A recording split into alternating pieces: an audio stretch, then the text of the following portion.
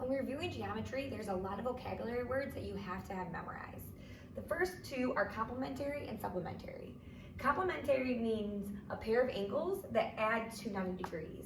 And remember, 90 degrees is a right angle, and it'll have that little box in it. So for example, if one angle was 40 degrees, and we want to find the complement of it, you have to ask yourself, 40 plus what would equal 90 degrees? So that would be 50.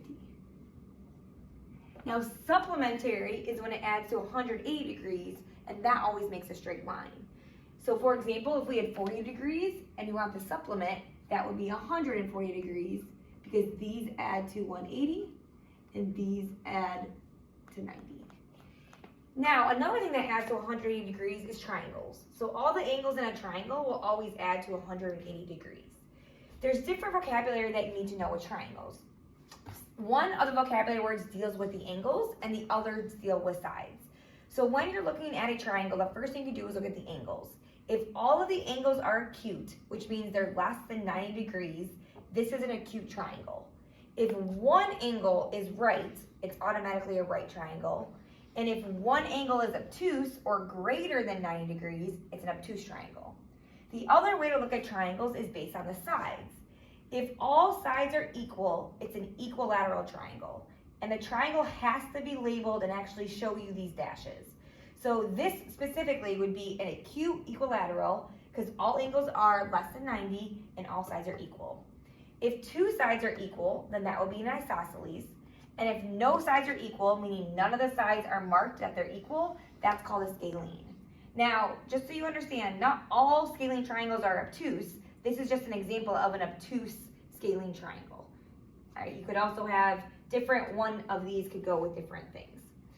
Now, when you have a right triangle and a right triangle only, we can use the Pythagorean theorem to solve for missing sides. What you have to make sure you know is what side it's giving you and what you're trying to find. The side across from the right angle is always the hypotenuse, which is always going to be your C value. These two sides are called the legs that form the right angle. Those are always going to be your A and B sides. So we could say this is A, and the side we're looking for is B. So then we plug this into the formula, which is on your sheet. So this would be 4 squared plus B squared equals 5 squared. Then we square our numbers, so 4 times 4 is 16. 5 times 5 is 25. If these numbers were on the same side, if they gave you A and B, then we would add. But when they're on different sides, you have to subtract. So this would equal B squared equals 9. And then once you have the term with a squared, you take the square root. So B would equal 3. And that's using the Pythagorean theorem to solve for a missing side. Now, some other things with geometry, we have perimeter. Perimeter is a distance around the outside of an object. So if you have a polygon, all you have to do for that is you just add the numbers on the outside of your shape. So for example, if this was a rectangle, we want to add all the numbers on the outside. If this is 1, this is also 1 inch. If this is 2, this is also 2 inches. So if we add 1 plus 2 plus 1 plus 2, we would get 6 inches, and that would be the perimeter. And with perimeter, you keep the units because you're just adding them together. Now for a circle, you can't add the numbers on the outside, so there's a different name for a perimeter of a circle, and that's called circumference. If you have to find the circumference of a circle, there's 2 different formulas you can use. Pi d, which is pi times diameter, or 2 pi r, which is 2 times pi times the radius. And pi, sometimes we just use 3.14. So you have to make sure you know what the radius is and what the diameter is in a circle. The radius is the distance from the middle to the outside, or half the length of the circle. The diameter is the whole thing.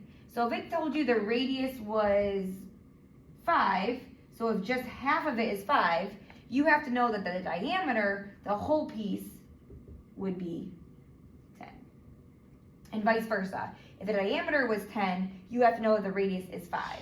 When you get to area of circles, you have to use the radius, so you need to make sure that you know what the radius and diameter are. The other things we need to know is the area is the amount on the inside of a 2D or flat shape. When you find the area, it's always going to be units squared. So for example, if it was inches, it'd be inches squared. Volume is also the amount on the inside of a shape, but this is a 3D shape, and that's always going to be units cubed, or if it was inches, inches to the third. To find area and volume, you just want to use your formulas and multiply.